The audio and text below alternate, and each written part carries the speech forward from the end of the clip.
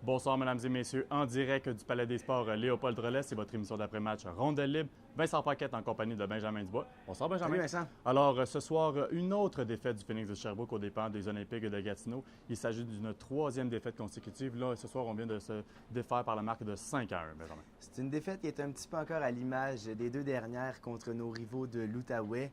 Écoute, même si on atteint un beau plateau ce soir en inscrivant le 1000e but dans l'histoire de l'organisation, il va vraiment falloir trouver un moyen d'en faire un petit peu plus si on veut espérer récolter des victoires. Et Benjamin, peut-être une des solutions qu'on pensait qu'elle allait aider le Phoenix de Sherbrooke ce soir, c'était le retour au jeu de la recrue Anderson McDonald, lui qui était un cas incertain dans l'avant-match en fait. Et finalement, après l'échauffement, a disputé la rencontre, mais n'a pas fait une différence ce soir. Oui, exactement. McDonald qui revient d'une blessure, puis il n'a pas joué pendant environ un mois, donc on peut comprendre, des fois les jambes sont un petit peu lourdes, puis il faut s'adapter. Donc c'était le cas ce soir pour Andy McDonald.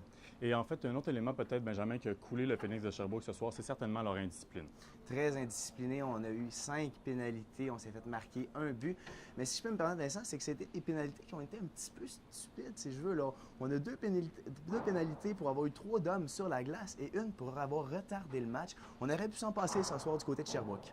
Et peut-être pour te relancer un peu sur les arbitres, Benjamin, certainement que les partisans ici à Sherbrooke et les joueurs du Phoenix de Sherbrooke en avaient long à dire sur le travail des arbitres ce soir. Oui, on s'est fait refuser un but. On pense aussi notamment à Hugo Roy qui a manqué une cage béante. C'est sûr que ça l'a fait mal. Les arbitres n'ont pas aidé en refusant le but.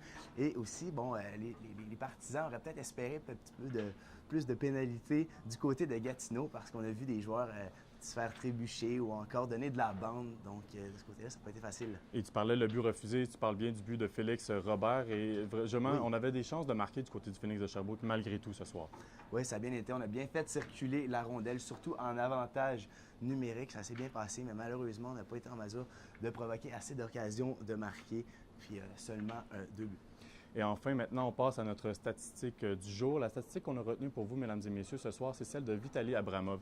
Benjamin, je sais que c'est un joueur qu'on parle énormément dans le circuit courtois par les temps qui courent, mais ce soir a atteint un plateau important avec son 94e point grâce à ses 3 passes. Lui qui devient maintenant le 8e joueur ayant cumulé le plus de points en une saison du côté des Olympiques de Gatineau et qui sait pourrait encore franchir des échelons. Je pense notamment à Paul Byron qui en 2008-2009 avait amassé 99 points.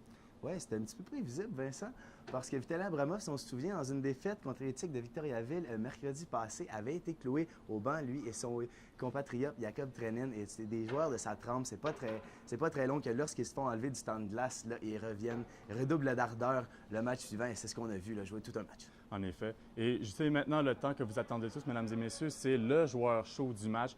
On vous rappelle le principe. Durant toute la partie, vous pouviez voter pour le joueur s'étant illustré le plus selon vous en utilisant la plateforme Twitter et le mot-clic Rondelle Libre. Donc, Benjamin, si on pensait que peut-être que Vitaly Abramov aurait pu être un choix ce soir, c'est finalement Zach McEwen qui remporte le lauréat pour le joueur chaud du match. Oui, il a connu tout un match, amassant 3 passes, mais notamment joué très physique. Des deux sens de la patinoire a été très bon. Sur le cercle des mises en jeu, que dire, il a remporté 10 de ses 19 mises en jeu. Donc, c'est le choix du public ce soir.